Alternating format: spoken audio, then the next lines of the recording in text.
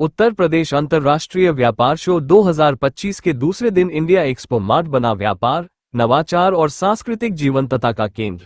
केंद्रीय एमएसएमई मंत्री जीतन राम मांझी और राज्य के एमएसएमई मंत्री राकेश सचान की मौजूदगी में आयोजित सत्रों ने एमएसएमई क्षेत्र को विकसित भारत का इंजन बताया। दूसरे दिन 91,259 आगंतुकों ने शो का हिस्सा बनकर ऐतिहासिक रिकॉर्ड बनाया। इनमें 23,758 B2B और 67,501 B2C विजिटर शामिल रहे। सिर्फ 2 दिनों में कुल 1,40,259 लोग इस शो को देख चुके हैं, जिससे यह उत्तर प्रदेश का सबसे बड़ा सोर्सिंग शो बन गया है। शाम को एमएसएमई मंत्री राकेश सचान ने प्रेस कॉन्फ्रेंस कर मीडिया के सामने पिछले 2 दिनों की अहम उपलब्धियों को साझा किया। धन्यवाद। हमारे बीच में माननीय मंत्री एमएसएमई उद्योग श्री राकेश सचान जी, कैबिनेट मिनिस्टर, प्रेस ब्रीफ करने के लिए आप तो मैं माननीय मंत्री जी से रिक्वेस्ट करूँगा कि वो प्रेस को 2 दिन के फेयर की जानकारी दें। 23,758 B2B आगंतुक और 67,501 B2C आगंतुक शामिल थे। पहले दिन की तुलना में दूसरे दिन UPITS 2025 अपने पैमाने और पहुंच को और अधिक विस्तृत किया, जिसमें यह उत्तर प्रदेश का सबसे बड़ा सोर्सिंग शो और व्यापार परंपरा एवं परिवर्तन वैश्विक मंच साबित हुआ है। दूसरे दिन का प्रमुख आकर्षण भारत रूस बिजनेस डायलॉग रहा, जो UPITS 25 में रूस भागीदारी पार्टनर कंट्री का मुख्य केंद्र था। इस महत्वपूर्ण सत्र में रूस के व्यापारिक संगठन, राजनयिक और भारतीय हितधारक बड़ी संख्या में शामिल हुए। इस संवाद में वाणिज्यिक और तकनीकी संबंधों और अधिक मजबूत करने का सशक्त मंच प्रदान किया। सत्र की शुरुआत doctor Evgeny Zenchiko, deputy trade commissioner of Russia in India के स्वागत भाषण से हुई, जिसके बाद श्री मामेद अखमेदेव, हेड और the representative of JSC Russian export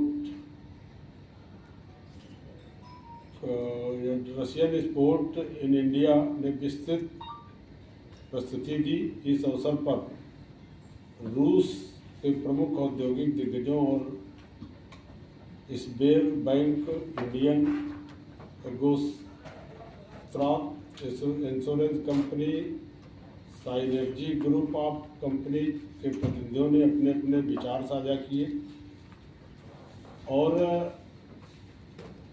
साझेदारी के नए अवसर पर प्रकाश डाला। इस संवाद के दौरान 84 भारतीय कंपनियों और 30 रूसी कंपनियों के प्रतिनिधियों के बीच 240 से अधिक B2B बैठकें हुई।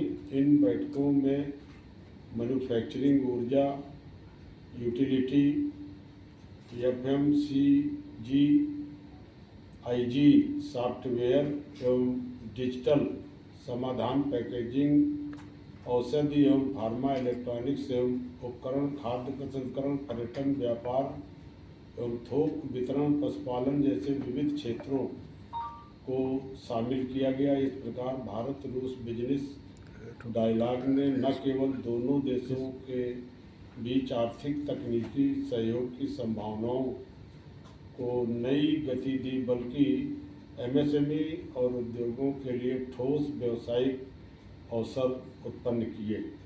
श्री जीतन राम मांझी एवं हमारी उपस्थिति में इस कार्यक्रम के वरिष्ठ अधिकारियों सहित और अर्थशास्त्री, उद्योग प्रतिनिधि शामिल हुए।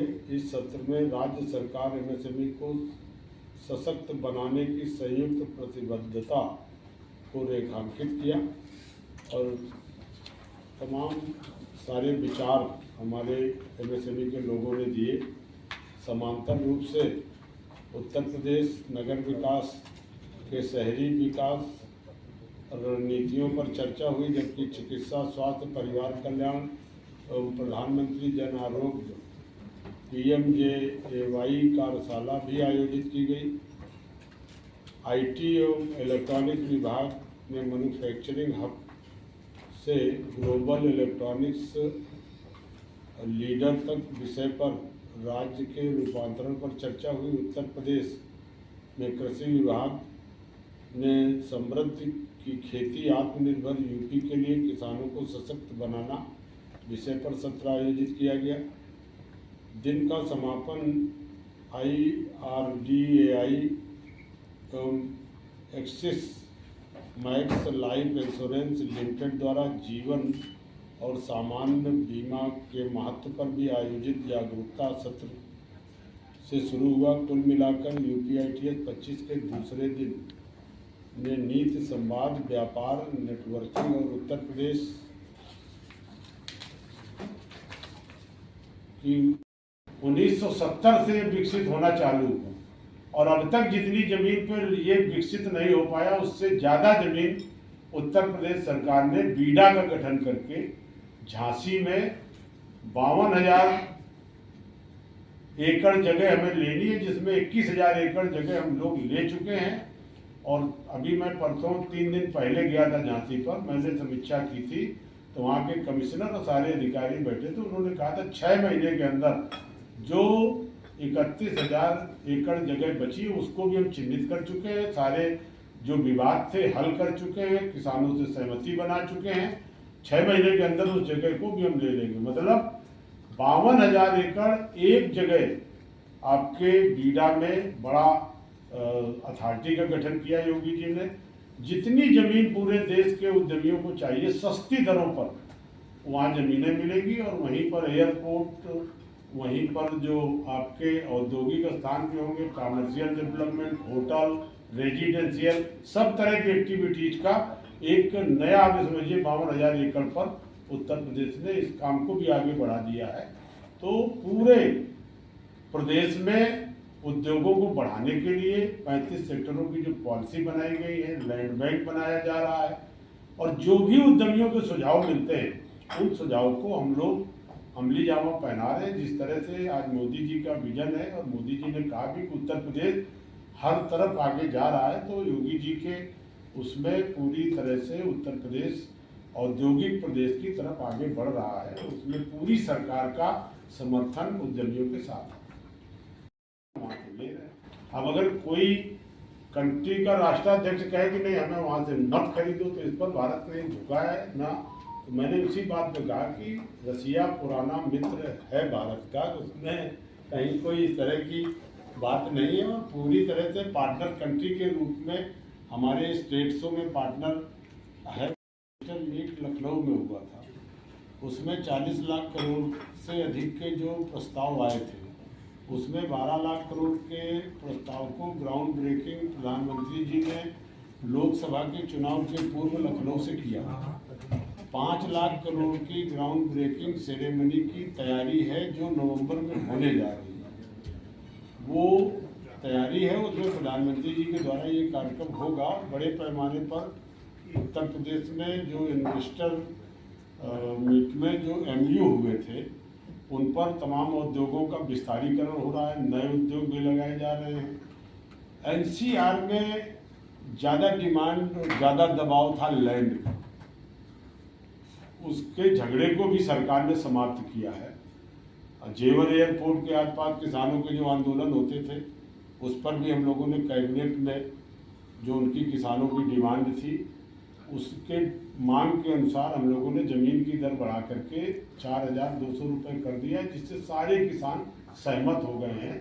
और अब हमें यमुना के आसपास या जेवर के आसपास अपने औद्योगिक विस्तारीकरण के लिए जगह की कोई कमी नहीं है। इसी तरह अभी चर्चा के दौरान जब CM साहब रुके थे, हम भी थे, औद्योगिक मंत्री हमारे नंदी जी भी थे, शाम को भी घंटे 1.5 घंटे चर्चा हुई, सुबह भी विस्तार से चर्चा हुई। तो नोएडा और ग्रेटर नोएडा में विस्तारीकरण के लिए काफ़ी अरसे से ज़मीन नहीं क्रय की गई, क्योंकि बहुत सारे प्रकरण कोर्ट में, हाई कोर्ट, सुप्रीम कोर्ट में लंबित हैं। मुख्यमंत्री जी का साफ मानना है कि हम अगर महंगी दरों पे ज़मीन दे रहे हैं, इंडस्ट्री वालों को पैसा दे रहे हैं, तो किसानों को भी उचित मुआवजा मिलना चाहिए। तो उस पर भी उन्होंने निर्देश अधिकारियों को दिए हैं कि भाई ये हमारी जो 3 अथॉरिटी हैं, इनकी अपनी बोर्ड है, अपने बोर्ड पर ये प्रस्ताव ला करके उस बोर्ड की बैठक में पास करें और ज़मीन के बढ़े हुए दाम तय करें और उन तय करके किसानों को दें, ताकि नई भूमि अर्जित की जा सके जिसमें उद्यमों को लगाया जाए। इसकी भी सहमति हो गई है। शीघ्र ही ग्रेटर नोएडा में कुछ ऐसे क्षेत्र हैं जहां किसानों की ज़मीन ली जा सकती है, उसको भी लेने का काम आगे किया जाएगा। इस पर भी मुख्यमंत्री जी ने स्वयं इस बात को उन्होंने कहा कि नहीं, हमें जिस तरह से एमयू में लोगों को एनसीआर में डिमांड है, तो उसके अनुरूप हमें लैंड बैंक बनाना चाहिए। यही नहीं, पूरे प्रदेश में लैंड बैंक बनाने के लिए उन्होंने हमारे एमएसएमई को निर्देश दिया है। और हम पहली बार 1960 के बाद एमएसएमई का कोई भी औद्योगिक स्थान उत्तर प्रदेश में नहीं बना था।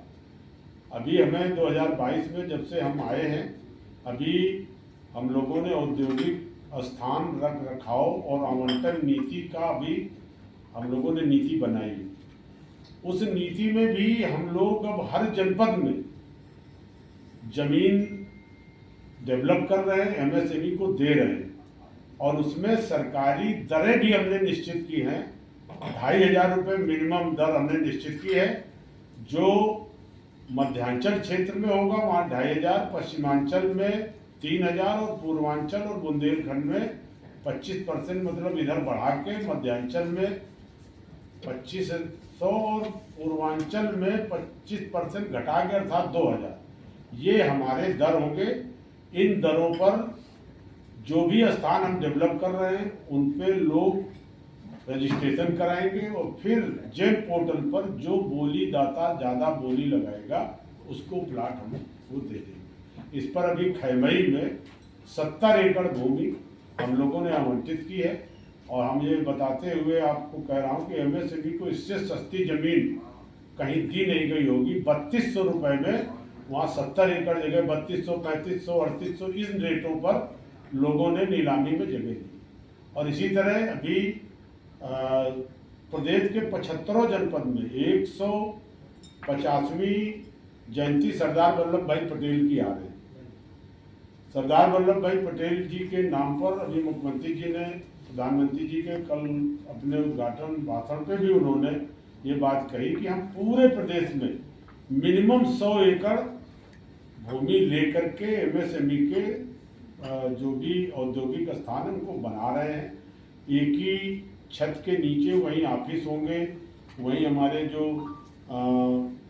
अन्य विभागों के कुछ ऑफिस रहेंगे, उन वहीं पे स्किल डेवलपमेंट की ट्रेनिंग, वहीं एमएसएमई के, और वहीं पर हमारे जितने युवा उद्यमी कुछ काम करना चाहते हैं उनको ज़मीन मिलेगी। इस तरह से अब तक आज 26 सितंबर है और 31 अक्टूबर को पटेल जी की जयंती है, और इनकी जयंती के पूर्व लगभग 1.5 दर्जन जनपदों में माननीय मुख्यमंत्री जी से इन औद्योगिक स्थानों का हम शिलान्यास कराने जा रहे हैं।